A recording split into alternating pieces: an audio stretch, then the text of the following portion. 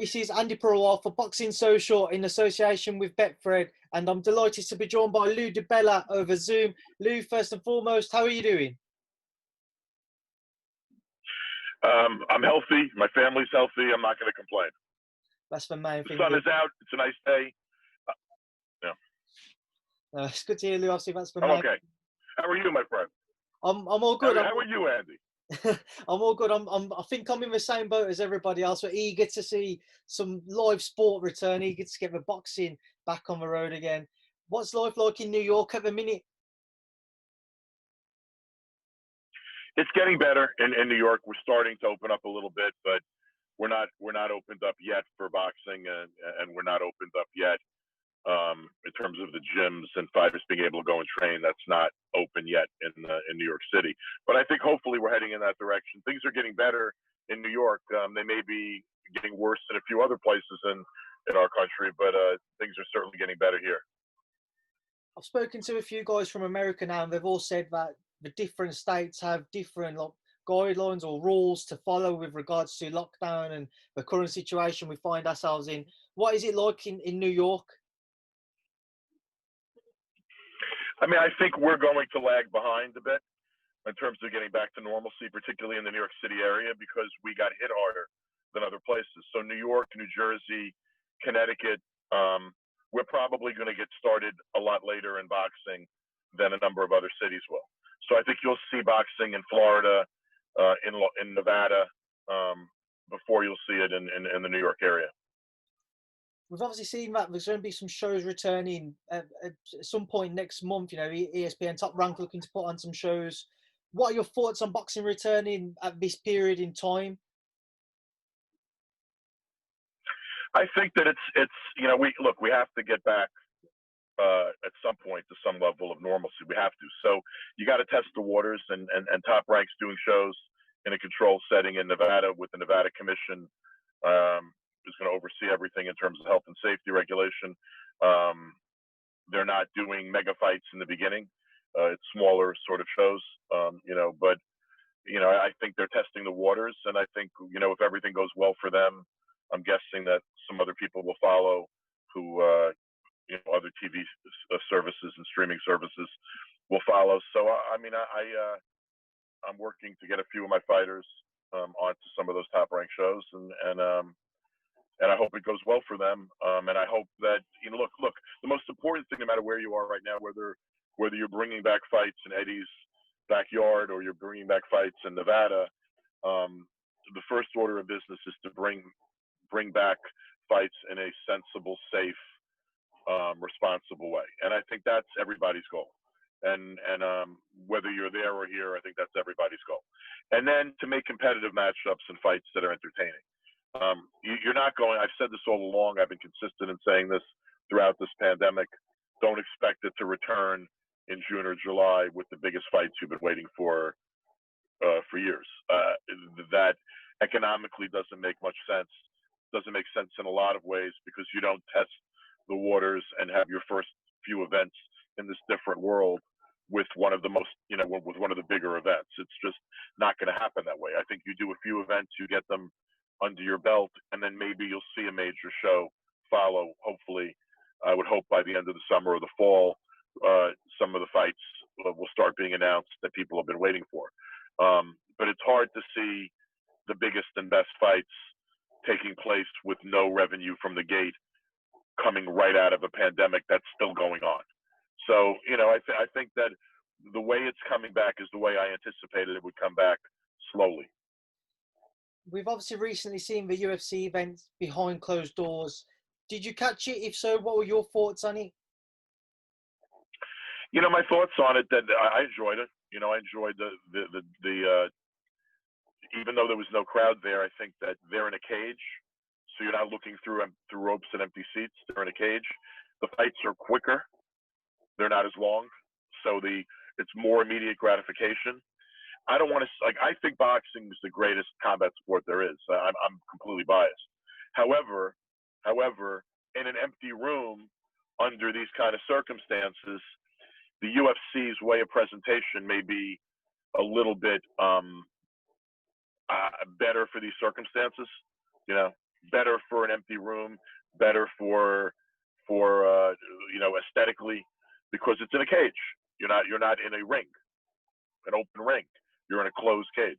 But I thought that, and look, you didn't see Conor McGregor or their biggest names, but I mean I saw some pretty good fights. So I hope that also we're going to come back in boxing with some pretty good fights. Something you touched on earlier on, which I was going to ask towards the end, but as we've spoken about it, I'll bring it up now. Eddie Hearn and his proposal of putting on some shows in the Matchroom HQ back garden, as it were. What are your thoughts on Eddie's proposal? If if it's done under protocol that everybody agrees are safe, and why not? I mean, if he wants to do fights in his backyard, why not? I mean, Eddie's a showman. He likes to do things that he thinks are splashy. So, he has a big house and a big backyard. I can promise you couldn't do a fight card in my backyard. But if he wants to do it in his backyard, why would I hate that? I mean, good for him. I mean, that's okay. I think the first order of business is to fix sure they're working on that. But certainly his backyard is a setting that he can control access to and exit and entry and everything else. So I'm curious to see it, what it would, how it would look. I'm not going to criticize him for trying something different. Eddie and I are cool. Everyone thinks we hate each other. I don't hate Eddie, but it's a very Eddie thing. It's a very Eddie thing to do this in your Matchroom, estate. But if he wants to do it, why not, man? These are times to try stuff and for creativity and trying to do things that are out of the box to make things more special. And if Eddie thinks that he can pull this off in a way that makes it more special, from what I saw of his backyard, it's certainly scenic. I have no problem with what he's doing, and God bless him. How long do you think it will be until not just boxing, but kind of the world in general, but in this case, boxing does recover from the current climate and current situation until it is in as healthy as a position as it was 3, 4, 5 months ago? That's a good question. I think there's a sort of simple answer. I think it's dependent on two things. Okay, one, I think we need either a vaccine or this virus to magically disappear, as my fucking moron president has suggested that it might. But we need probably a vaccine readily available and distributed. The other issue is I think we're heading for a rough economy worldwide. And if we get into a worldwide recession, which a lot of economists and politicians and experts are predicting, even if we get that vaccine, we're going to be looking at a little bit of a different normal, an adjustment to a new economy, maybe some different pricing on pay-per-views, maybe fewer pay-per-views, maybe there's a lot of things I think that are going to come out of this if the world at once is going through difficult financial times. Even in difficult financial times, there's a tremendous desire to be entertained. And boxing's a subset, and sports are a subset of entertainment. I mean, what people are missing right now is the ability to root for their teams, to bond with their friends over the latest football match, or baseball game, or basketball game. And, these are the things that sort of connect us as people, as sports fans, that connect us to our communities. I mean, I'm a New York Met fan. I'm sure you root for the football team near where you reside, and we're looking for that kind of connection. So, sports returning in any form are better than sports right now not happening. I mean, right? But in terms of back to our previous normal, I think we're a long way away from that. And I'm not sure we're ever going to be back to exactly the same normal.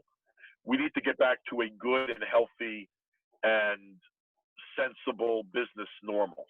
And that's, I think, what we can bring back when there's a vaccine, or this pandemic has substantially subsided all over the world. So I think we're looking at a ways away, but I'm hopeful, and I think we all need to be hopeful. I think we will get over that hump. It just may take a while. You mentioned to me, just off of this interview, that obviously you don't have a big television company behind you, so you're trying to get your fighters onto shows with other network stations and what have you. How are you trying to work around the current situation, man? What are your fighters like? Are they constantly hassling you, trying to get you to produce something for them, even though it's kind of out of your own hands to an extent?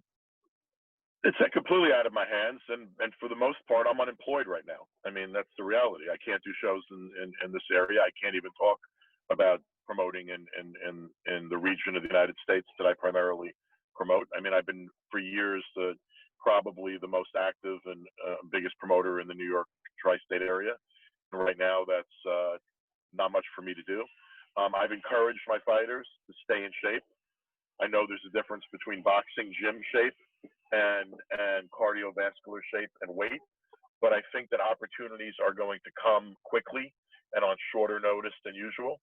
So even though it's been difficult to spar or get into a boxing gym, I've encouraged my fighters to try to do all the other things you can do in your yard or your porch or your living room, to do all of those things and to keep their weight on point.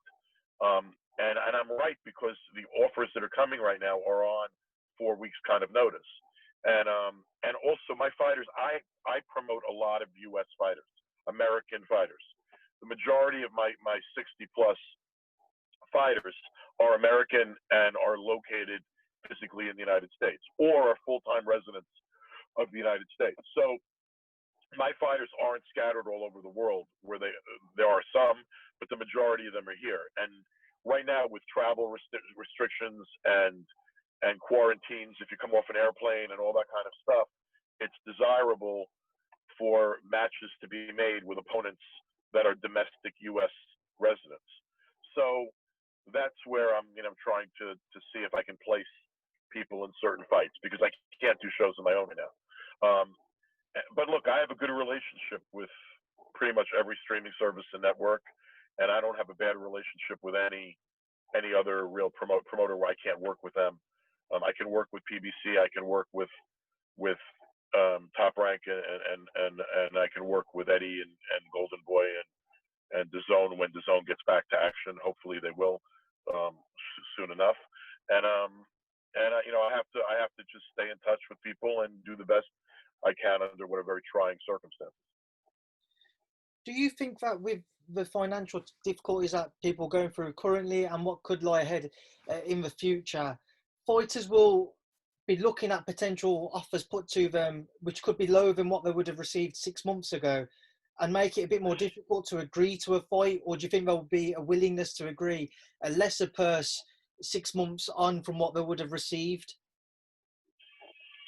I think that there'll be a willingness to participate in difficult fights for fair money by the overwhelming majority of fighters. And that's because the overwhelming majority of fighters don't have crazy long-term agreements paying them millions of quid or dollars a fight. The average fighter is a working class athlete, and they need to be busy. They want to get back to their lives. They need to work to feed their families and pay their bills. Those fighters, I can tell you, are ready, willing, and able, to fight. A fighter that's used to making $3 million for a particular level of fight, that has a contract guaranteeing them $3 million for their next fight, that fighter is going to be a lot less willing to renegotiate something that he is entitled to on paper. I think some of them will. I think many of them won't. And even if they're going to, I think it's going to take a period of adjustment. I don't think fighters are going to run to accept less than they would have made 5 months ago by substantial amounts if they still have a good contract. So I think it's dependent on where the fighter is situated. I think there are a lot of fights that are easy to get back into the ring, and there are some fights that are going to be much more difficult. I don't expect to see a Canelo Alvarez versus Triple G fight with no fans in this environment, with the fighters willing to accept less money. I don't see that. I don't see Fury Wilder happening with the fighters willing to accept far less money. I don't see Fury AJ happening that way. I don't. Do I think it's possible some of the star fighters, understanding the marketplace, will agree to be paid very well, but maybe take a little bit of a haircut given the circumstances? I think that's possible. But I think there are going to be difficulties, particularly with the fighters that, you know, not, I'm not being pejorative in this word, but particularly with the fighters who are more spoiled. I don't expect them to run to smaller paydays. Just touching on the heavyweights there, obviously Fury Joshua, everybody would love to see that undisputed fight. If we were to see it, of course, Wilder's there for Fury with a third fight, and Joshua has to face Kubrat Pulev. But if it was to see Fury Joshua, and we're talking about finances, do you think we have to see that in somewhere like Saudi Arabia or China that's been mentioned, somewhere which we can offer a huge site fee then to kind of get them to agree to that fight? First of all, everybody's assuming that these other countries are going to be insane and spend crazy money because they're also in a world economy. This hasn't been the best time if anyone's paying attention for oil prices. So I mean, I'm not expecting insanity from the Middle East or insanity from China, and China, after fucking the whole world over with this thing. I don't know how many people are going to run to do a mega event in China, nor do I think the Chinese economy dictates that they would be out there to underwrite an overpayment to make a big fight. I don't see it. Now, if that happens, if some country is willing to put up a prohibitively high, extremely generous site fee, yeah, you're going to probably see a big fight happen in that country. So the possibility exists. I'm skeptical, but then again, as you know, I'm skeptical about many things. So, obviously, like I said, I do want to come on to your fighters then, and I want to start off with Regis Prograis because I, for one, was extremely looking forward towards that fight with Maurice Hooker. It was a brilliant matchup. I'm very hopeful that when the zone gets back operating in the U.S. and doing fights here, I'm very hopeful that that will be one of the first fights back, because it's not a particularly it's not a break the bank expensive kind of fight. Both guys were coming off losses and agreed to take purses lower than they have seen recently. So it's not the kind of fight that is too expensive to do without an audience. I actually think that Prograis Hooker is an incredible fight for, you know, to be among the fights the zone returns with. So I'm optimistic that we'll see that fight by early fall or late summer. How does it work with contracts? With obviously the fight was agreed towards February or something. We had the announcement press conference in Texas. What is it like with the contract situation there? I mean, there are contracts. You know, also, like I said, neither one of these guys. This is a really competitive fight, a high-quality fight in the ring, and neither fighter is making $1 million. I mean, the entire package for both sides is under $1 million a side. So it's not the kind of fight that breaks the bank, where the promoter and the network would have to go in and say, "I just can't pay you right now." I mean, the site fee was never the big revenue stream for that fight. So I would think that fight can be made under the terms that were negotiated. That would be my belief. There are other fights clearly that are going to have to wait because the economics just don't work right now. I don't think Prograis and Hooker is one of those fights. I think that fight can happen. And look, I was really excited to get moving. I was supposed to have a heavyweight, Bakadir Jalalov, who's in the same camp with who's the kid Eddie has, the 54-pounder, the really good 54-pound prospect from Uzbekistan. Begins with an M. In Texas, it slipped my mind now. Madrimov. Madrimov. You should have gotten that before me. But Bakadir is in that same camp with Madrimov and with that kid, the other kid, MJ. You know, they're a very, very strong group of fighters. He was a favorite to win the Olympic gold. I think he still wants to. He promised his father he would fight in the Olympics. But I was looking forward to really moving him aggressively after the Olympics because I think I have a future heavyweight champion. I really do. I think Jalalov could beat the majority of the top 10 heavyweights right now. Right now. And he's never fought beyond 6 rounds as a pro and never fought a real tough fighter. I still believe he has the ability, talent, the whole package, the size, the strength, the agility to be a top 10 heavyweight right now and to beat the majority of the top 10 right now. So I was looking forward to him coming back quickly, but, you know, you can't, things are out of our control. I have a lot of very, very talented fighters, and they're on the rise.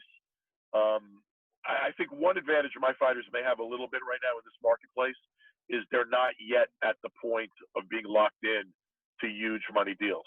They're still contenders and rising prospects, etc. So my fighters certainly will be willing to fight given the restraints of this marketplace. Another guy I wanted to ask you about, Lou, is George Kambosos Jr., who's obviously due to face Lee Selby. Again, your thoughts on that one, Lou? How's that going to work out? I don't know. I mean, he was scheduled, then the fight was moved. Now he's going to be rescheduled again because I'm hearing the fight will not happen in early July. And he's back he's back in Australia, and he has to get into camp at least for a little while to train. So I don't know. I mean, if Eddie gives us any kind of reasonable notice, Lee will be ready to get on, to get to camp, start training somewhere, and get to the UK for the Selby fight. Because I believe that fight will happen. Look, that's a really good fight that could happen in Eddie's backyard. Again, a excellent matchup between a rising up-and-coming young star from Australia and a seasoned championship caliber veteran from the UK. That was made at reasonable dollars. So that's a fight that sort of makes sense for Eddie's backyard, and I'm hoping that it will get rescheduled. I got Amanda Serrano that's been training on and off for months and months for Katie Taylor. I just want to get her some certainty. Right now it's pretty clear to me that fight's not happening July 4th weekend. But I'm waiting. I know Eddie has to wait out DAZN and Sky and a number of issues. I'm waiting patiently, and when Eddie's ready to talk, I'm ready to pick up the phone and we'll figure it out. There's a number of fights that clearly right now are ready to go, but they're ready to go in an environment where being ready to go doesn't mean very much right now. One fight that wasn't ready to be made but was there to have the rematch kind of negotiated is Tevin Farmer and Joseph Diaz. Do you think that's something we will see post-lockdown? Yes. And that's another fight, one of those fights, it's a very good fight that doesn't break the bank. And I think that you will see that fight post-lockdown. Jojo got injured in the previous fight, so he wasn't rushing back to make the fight so quickly anyway. I think the fight would have occurred over the summer if there wasn't a pandemic. So now I'm thinking maybe it's more likely that fight would happen in the fall. But if Eddie, again, if DAZN called and there was a date, or Eddie called, and obviously Tevin Farmer, Jojo Diaz, Golden Boy, we're not doing that show. That fight's not happening in Europe. That fight's going to happen in the U.S.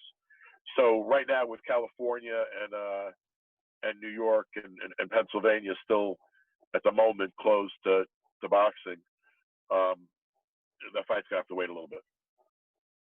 Lou, before I do let you go, then I just want to get your thoughts on a couple of other things. We mentioned heavyweights earlier, and we've seen a few of the past generational heavyweights who are looked upon as greats and legends of the sport. Your Mike Tysons, your Evander Holyfields, many others as well, who have started training, kind of teasing that they'll be coming back or saying that they'll be coming back. What's been your thoughts on it? I think Tyson looks great. I think Tyson's life's going great. I think he looks great. He's in great physical shape. He looks better at 53 than he looked at the end of his career because his head's more together.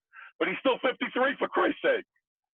He's not much younger than me. Come on. I mean, he's not fighting Tyson fucking Fury. He's not fighting Deontay Wilder. Stop. If they want to have an exhibition, that could raise loads of money against an Evander Holyfield, or an exhibition against someone else that could raise crazy amounts of money, God bless him. And he's a grown ass man. He's entitled to get in the ring and mess around. And, you know, I mean, if he's serious about his career and he's talking about coming back at 53 to win a heavyweight championship and fight. I mean, no, I'm not okay with that. That's not good for. That wouldn't be good for Mike. He wasn't the same fighter at the end of his active career as he was in the beginning. He's 53 years old. Nobody beats Father Time forever. But you know what? If there's a country out there or people out there willing to put up ungodly amounts of money to create a safely organized, properly